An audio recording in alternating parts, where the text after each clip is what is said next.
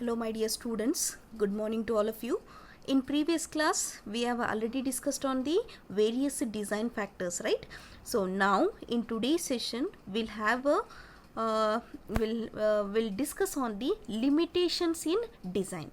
Okay, whatever the limitations we'll face while designing the any electrical machines. Okay, so the first thing is that the limitations in a design. So apart from the availability of suitable materials, apart from the availability of suitable materials in the sense that either it is a magnetic materials, conducting materials, insulating materials, because materials we will get, is it right?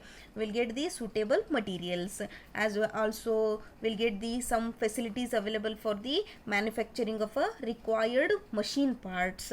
And one more thing is that the facilities which are required for the transportation of the these kinds of machines. So these are the, apart from all these factors, there is also some more factors will impose the limitations on a design. So very important limitations while what we'll see in the designing of a electrical machine. Okay, which are those factors, which are those limitations? Means the first one is saturation, the second one is temperature rise, and the third is insulation, and the fourth is efficiency, and fifth is the mechanical parts, and sixth is commutation, and the seventh is power factor, and the eighth will be consumer specifications, and ninth is standard specifications.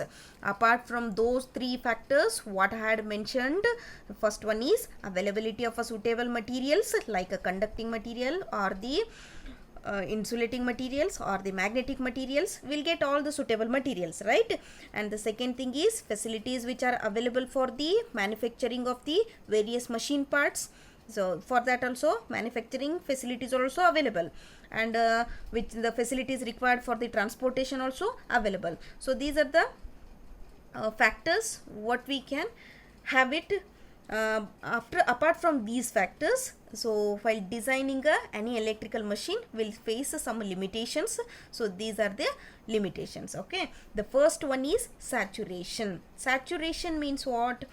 Here the now what I told here, the most of the machines are of a electromagnetic type itself. Getting my point? So most of the electrical machines are of a electromagnetic type. So electromagnetic type machines means obviously which makes use of the ferromagnetic materials. Getting my point? Ferro in the sense that iron. Getting my point? So these electromagnetic machines which makes use of the ferromagnetic materials. Getting my point? So the maximum allowable flux density. Flux density means what? The amount of flux per unit area itself. Is it right? Flux density to be used, that will be determined by the saturation level of the material what we are going to be used. Getting my point? A higher value of flux density means what? The flux density, if it is more, then obviously what will happen? If the flux density is more means it results into a increased excitation. If the excitation is increased means what? The field system should be very stronger enough. So obviously the cost investment for designing of a field system also gets increased. Getting my point? The saturation means what are the things you will write in this? The most of the electrical machines are of a electromagnetic type. So electromagnetic type means which makes use of which kind of a material? That is ferromagnetic material. Next thing here, in these kinds of a material, the maximum allowable flux density will be approximately equal to 1.6 Weber per meter square. Beyond this value of a flux density, the material what we are going to be used, that will be gets saturate. Getting my point? The maximum allowable flux density of a ferromagnetic materials is 1.6 Weber per meter square. Beyond beyond this value, if we are going to use, means the material it is going to be gets saturate. That is why if a higher value of a flux density, nothing but beyond 1.6 Weber per meter square, means that results into a increased excitation. Excitation means we need to give it for the field system only, is it right? Then obviously for designing of a field system, higher cost it is going to be required if the flux density, if it is more. So if the flux density is more than 1.6 Weber per meter square, means so these kinds of ferromagnetic materials gets saturate. So getting my point? So this is the first limitation of a design. The second thing is here, temperature rise. Temperature rise means what? The very important part of any electrical machine, if you had consider, means is its insulation requirement. The proper insulation, if it is not there, means the life of the machine it is going to be drastically reduces. Getting my point? That is why the operating life of any electrical machines like a transformer, induction machine, synchronous machine, or a DC machines, it will be completely depends upon the which kind of insulating materials which we are going to be used in its construction. Getting my point? So this in turn, the life of this insulating materials what we are going to be used, that will also be in turn depends upon the temperature rise of the machine, because most of the electrical machines are of a rotating type. Rotating type machine means the huge amount of the heat it is going to be produced inside the machine itself. So these insulating material should be capable enough to withstand that heat or the temperature what it is going to be created or generated inside the machine itself. Is it right? So that is why a proper insulating material has to be adopted or we have to use in its construction. Getting my point? If an insulating material, for example, if an insulating material is operated beyond its limit, maximum allowable limit of the temperature, means obviously its life it is going to be drastically reduces. That is why a proper cooling as well as the ventilation techniques are need to be adopted in the machines to keep the temperature rise within the safer limit. Getting my point? So that is why the coolant, in the sense that coolant medium, air, it a natural air, it is going to be acts like a coolant. Is it right? And even air, it is nothing but the perfect insulator, right? Insulation as well as the, it is going to be acts like a coolant also. Hydrogen is there, air is there, water is there. So these are the cooling mediums, right? So that is why proper cooling as well as the ventilation techniques we need to adopt to keep the temperature rise within the limits itself. Getting my point? So this is all about, this is also one of the limitations in design. Okay, next we'll move on to insulation. Obviously insulation, it is completely depends upon the temperature rise only. Is it right? So the insulating materials examples like which are those? Paper is there, mica is there, is it right? Ceramic. So these are the different insulating materials. The insulating materials which are used in the machines should be able to withstand the which kind of stresses? Electrical stresses, mechanical stresses, as well as the thermal stresses. Getting my point? Because these stresses are which are produced inside the machine. So the insulation what we are going to be used for designing of a machine means it should be capable enough to withstand these kinds of stresses. Okay. So for example, okay, let us consider the mechanical strength of a insulation. The mechanical strength of a insulation is particularly important in case of a transformers.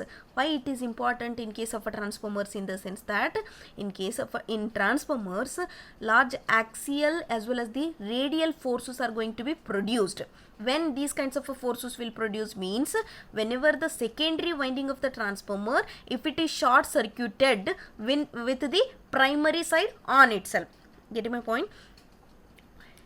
What I told here, So the whatever the insulating materials which are going to be used in an electrical machine should be capable enough to withstand the which kinds of stresses, electrical stresses, mechanical stresses and the thermal stresses. So apart from in that only, the mechanical strength of the insulation material is particularly important in case of a transformer design itself. Why in that transformer design only particularly? Because of the reason that whenever if the secondary winding is short circuited and the primary side if it is on, then what will happen?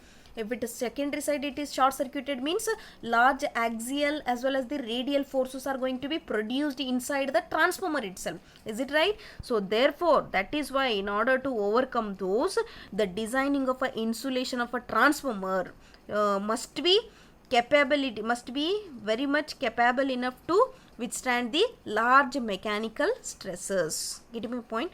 So this is all about insulation requirement. Okay, and one more thing is that the type of insulation what we are going to be used in a electrical machine, that will be decided by the first factor is that will be decided by maximum operating temperature of the machine. Getting my point? The type of insulation what we are going to be use in a design of a machine, that will be decided by which factor? The first factor is maximum operating temperature and the second factor is maximum voltage. Getting my point? Though that is why the size of the insulation, it is depends upon the operating temperature as well as the maximum voltage stress. Getting my point?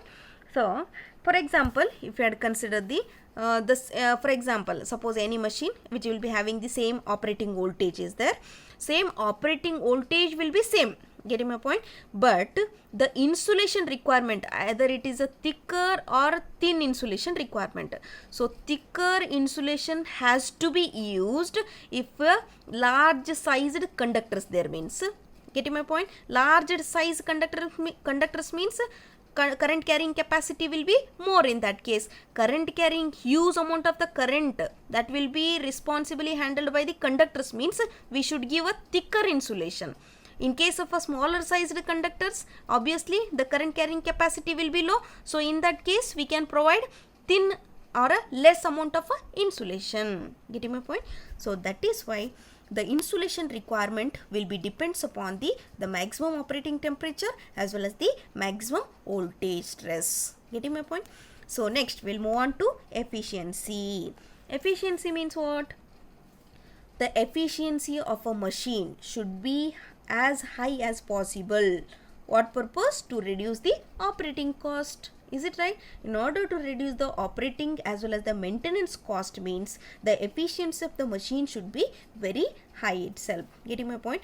So that is why in order to design any highly efficient machine means the magnetic and electric loadings used, in order to design any highly efficient machine means the magnetic as well as the electric loading should be very small itself. Getting my point? And one more thing is there here, and this requires the use of large amount of materials also.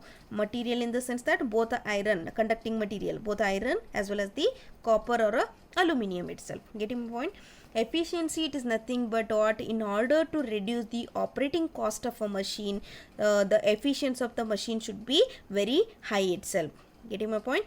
So this is all about the efficiency. So next we'll move on to mechanical parts. Mechanical parts means which are those? Like bearings, frames, shaft. Is it right? So these are very important parts. Is it right? The construction of any electrical machine has to be satisfied with the numerous technological requirements itself. So what are the requirements? In the sense that the design of a mechanical parts like bearings, frames, shaft is particularly important in case of high speed machines. Getting my point? So this is very important. So these kinds of very careful designing of a mechanical parts is particularly important in case of the high speed machines. Getting? Next thing is here, the design of a mechanical parts for example, if you had consider the turbo alternator means we know that already turbo alternators, the speed of the machines will be very high. Getting my point? So in that case, the rotor slot, in case of a designing of a turbo alternators, the rotor slot dimensions are so selected that they should be able to withstand the mechanical stresses. Getting my point? Mechanical stresses at the bottom of the rotor teeth, it should not exceed the maximum allowable limit itself. So getting my point? In case of a large size machines, the size of the shaft is decided by the size of the shaft, it is going to be decided by the critical speed, which will be depends upon the deflection of the shaft itself. Nothing much here. The mechanical parts means the careful designing has to be done.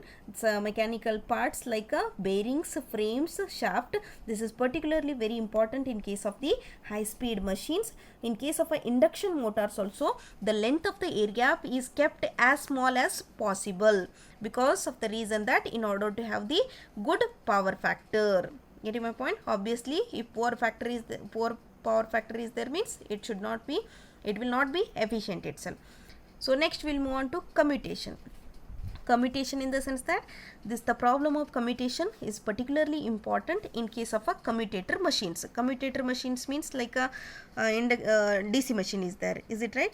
In case of a DC machines, because of this commutation problem, the maximum output of that machine, it is going to be gets limited.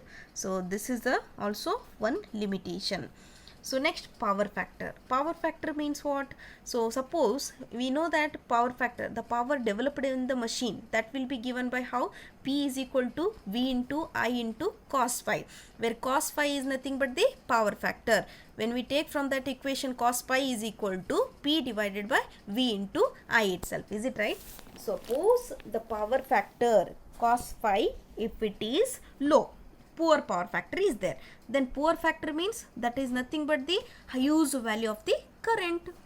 Getting my point? So cos pi is equal to P divided by V into I is there. If power factor it is reducing or poor, less, then obviously it is inversely proportionality is there. Current it is going to be increases, right? If the huge amount of the current means large conductor size is required. Is it right? So large conductor sizes have to be used or for the consideration.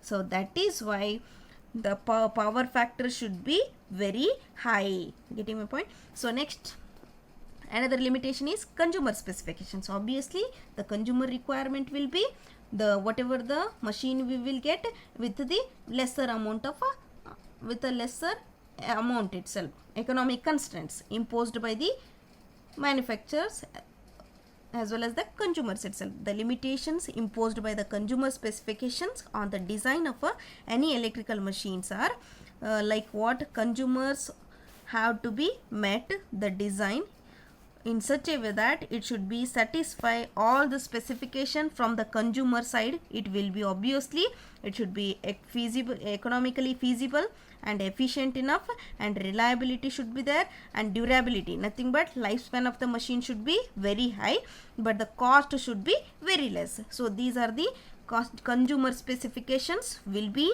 imposed on the manufacturer. Getting my point? So next thing here, the standard specifications. Standard specifications means according to the Indian electricity specifications, IE rules will be there. According to the standard specifications only, the design has to be carried out in order to satisfy both the manufacturer as well as the consumer itself. So getting my point? So these are the limitations what we are going to come across while designing any electrical machine itself. Getting my point? So what are the limitations in the design? We'll see.